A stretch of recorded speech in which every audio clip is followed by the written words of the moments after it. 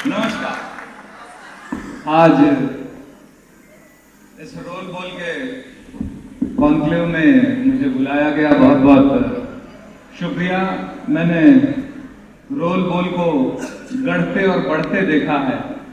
दर्शन भाई और उनकी पूरी टीम को पहले बहुत बहुत बधाई। मेरी जर्नी लगभग बहुत सारे लोग जानते हैं, लेकिन मैं आज कोशिश करता हूं कि अपने समय को देखते हुए अपनी बात रख सकूं। लोग हमेशा असफलता की बात कहते हैं कि ये सफल बनने के राज जानिए, ऐसे सब किताबें होती हैं, लेकिन सच कहूं तो सफलता कोई मुकाम नहीं होता, कोई मंजिल नहीं होती, एक पड़ाव होता है। जब आप किसी एक चीज में सफल हो जाते हैं, उसके बाद आप दूसरी जर्नी पे निकल जाते हैं, तो ये एक पड़ाव होता है। मेरे जीवन में भी ऐसे बहुत से पड़ाव आए।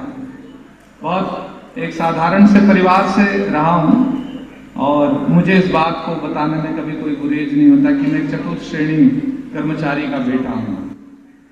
तो मेरे सपने भी बड़े कमाल थे। जब बचपन में मैं देखा करता था तो मेरा सपना था कि एक मेरे पास लूना हो जिसमें क्रिकेट की किट लेके मैं साइंस कॉलेज मैदान में क्रिकेट खेलने जाऊं। मेरा सबसे बड़ा सपना था। वो सपना पूरा हुआ तो लगा कि अब कुछ आगे बढ़ा जाए, लेकिन इन सब बातों की ओर मैं आप लोगों को लेके जाऊंगा। कुछ बातें जरूर कहूंगा। मैं हर बार कहता हूं, बार बार कहता हूं कि खुसरो दरिया प्रेम का वाकी उल्टी धार, जो उभरा सो डूब गया, जो डूबा सो पार। जो भी आप जीवन में हासिल करना चाहते हैं, अगर आपने अपने आप को समर्पित कर दिया है उस काम के लिए, तो आप ये तय मान लीजिए कि आपको सफलता जरूर मिलेगी, जरूर मिलेगी। कोई ताकत नहीं है जो आपको रोक सके। दूसरी बात, जब हम किसी काम को शुरू करते हैं तो लोगों को लगता है कि ये प्रोफेशन ही नहीं है, ये काम ही नहीं है, इसमें कैसे सफलता मिल सकती है। आप इस बात को सोचे बगैर आप उसको पूरी शिद्दत से आप उस काम को करिए, आपको सफलता जरूर मिलेगी। मैं आपको एक उदाहरण अपना बताता हूं। जब मैं सिनेमा में आया, मेरी पहली फिल्म आई बोल छैया भुइया, वो रातों रात स्टार बन गया। तो जब मैं सिनेमा में काम करने का फैसला करने वाला था तो मैं एक कंपनी में जॉब करता था, वहां से मैंने रिजाइन किया।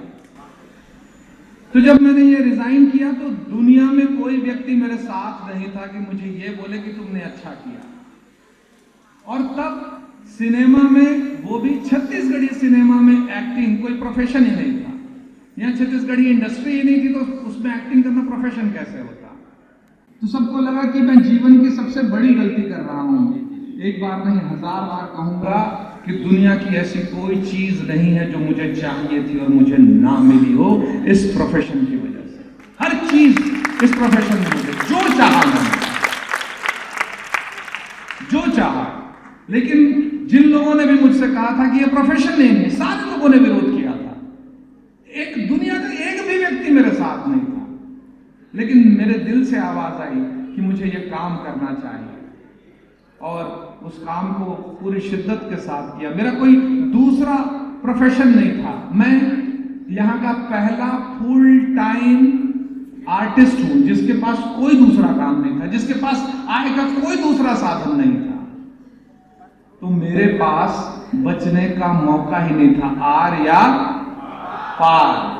तो जब आप लड़ाई लड़े तो पूरी ताकत से लड़ाई लड़े और इस बात के भय के बगैर कि ये हाथ टूटा तो क्या होगा, ये सोचना ही नहीं। आप लड़ाई जीतने के लिए गए हैं, लड़ाई समझौता करने के लिए नहीं गए हैं। आप इस बात को ध्यान में रख के अपनी जिंदगी की, अपने लक्ष्य की लड़ाई लड़ें। आप सभी से यही कहूंगा।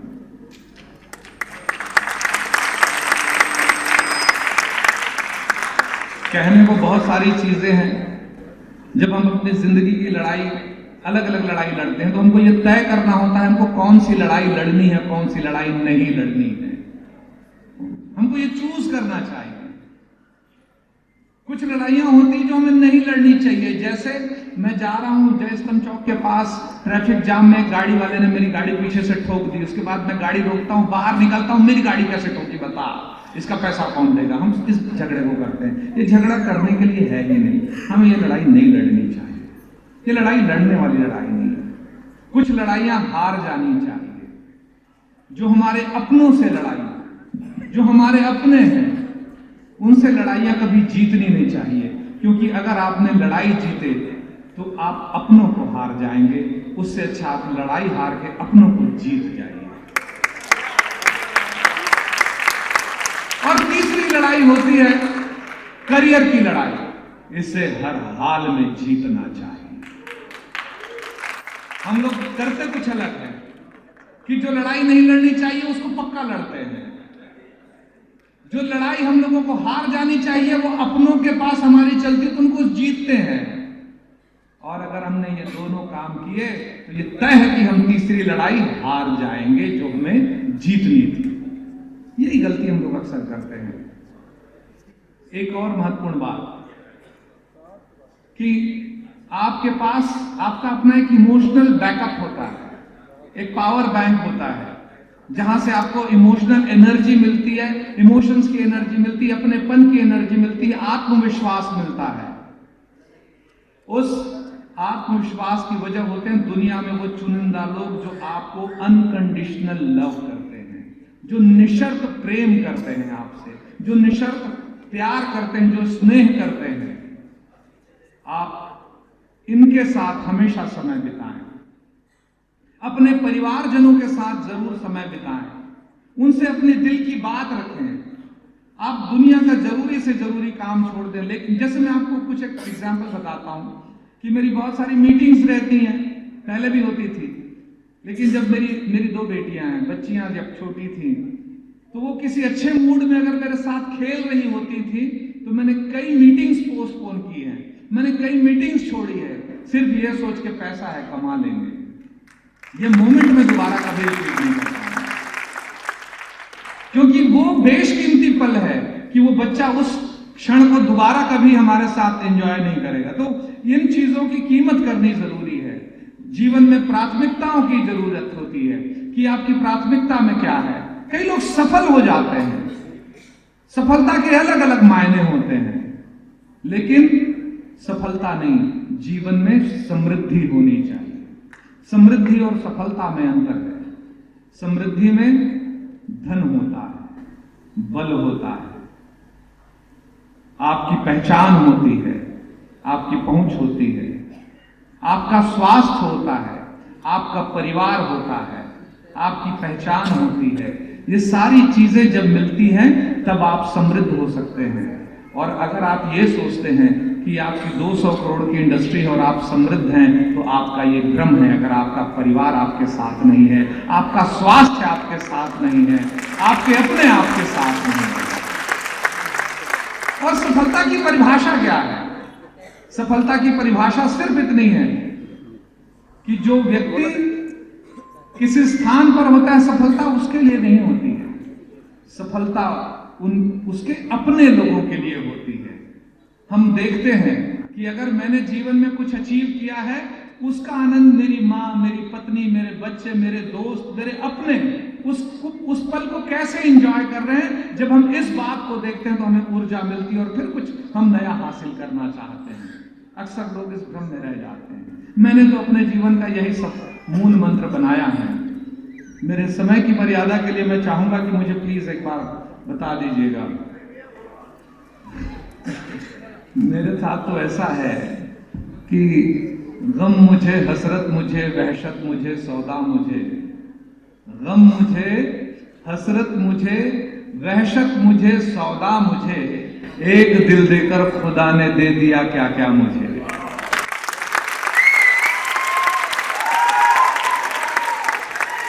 मुझे ऐसा लगता है कि जीवन एक मिला। इस जीवन में मैं बहुत कुछ करना चाहता था। मुझे हमेशा लगता था कि इस देश में सबसे प्रभावशाली 4 क्षेत्र कौन से हैं, तो मुझे लगा कि 4 क्षेत्रों में सबसे पहले नंबर पर आता है धर्म। हम लोग अपने आस्था को लेकर बहुत मजबूत हैं और जब धर्म की बात होती है तो हम लोग बहुत मजबूती से उसे फॉलो करते हैं। दूसरी बात है, यहाँ राजनीतिक भी बहुत प्रभावित करते हैं हमारे देश की मानसिकता को। और तीसरा है सिनेमा। सिनेमा का असर हमारे समाज पे बहुत मजबूत पड़ता है। और चौथा है क्रिकेट। तो मैंने बोला एक जीवन में चारों काम करना है।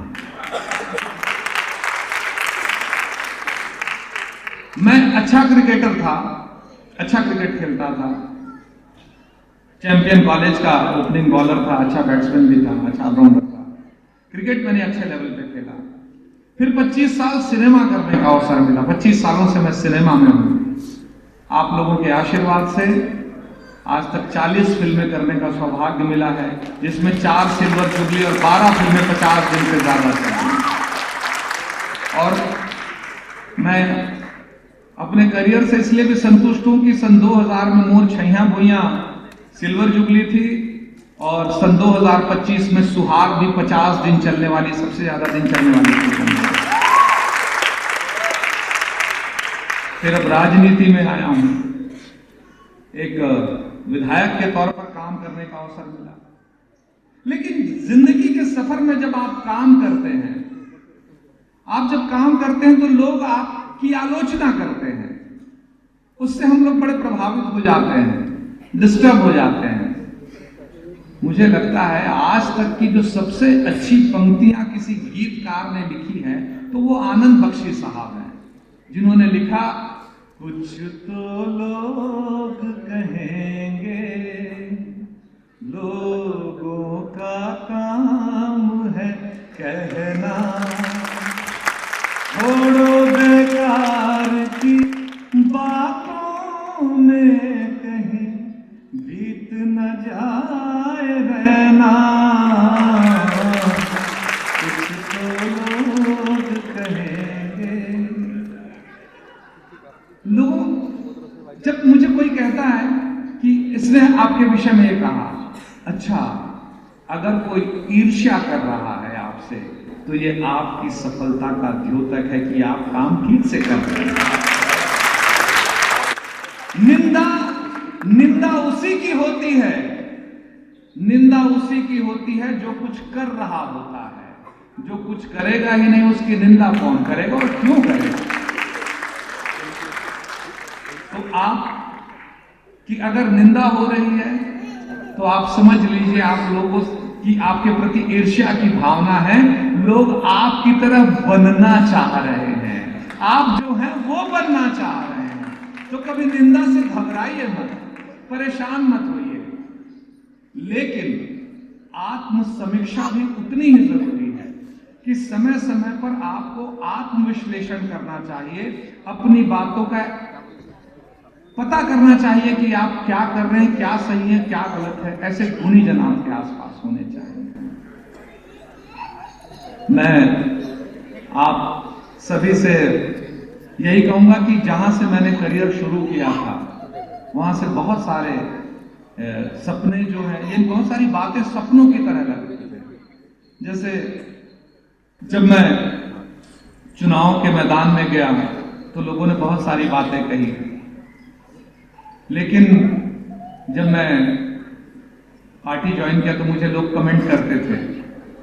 आप सभी को एक बात कहूं, ये दुनिया जो है ना व्हाट्सएप यूनिवर्सिटी और कमेंट से नहीं चलती है, यथार्थ में चलती है। इस चिंता से दूर हो जाइए।